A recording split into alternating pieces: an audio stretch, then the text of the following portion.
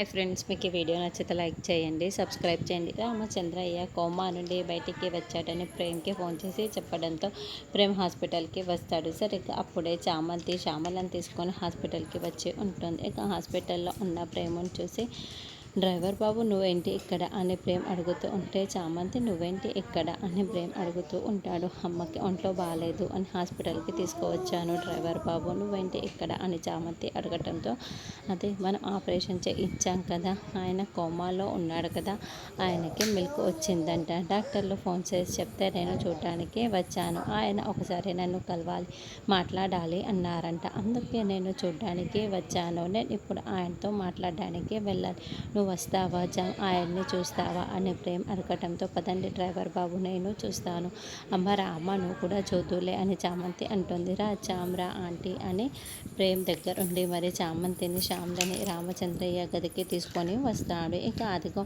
అతనే అతనే అని ప్రేమ్ చూపిస్తుంది. రామ్ అని తల ఎత్తి చూడగానే అక్కడ రామచంద్రయ్య ఉంటాడు. ఇక ఉన్న పలంగా వాళ్ళ నాన్న రామచంద్రయ్యని చూసేసి చామంతి ఏడుస్తూ పరుగులు పెడుతూ ఆయన దగ్గరికి వస్తుంది. నాన్న నాన్న అని హక్ చేసుకుంటూ ఉంటుంది. చామంతి శ్యామల అని రామచంద్రయ్య కూడా చాలా సంతోషంగా వాళ్ళని తరుముతూ సంతోషపడుతూ ఉంటాడు. అయితే ప్రేమ్ ఇదంతా చాలా షాకింగ్గా చూస్తూ ఉంటాడు.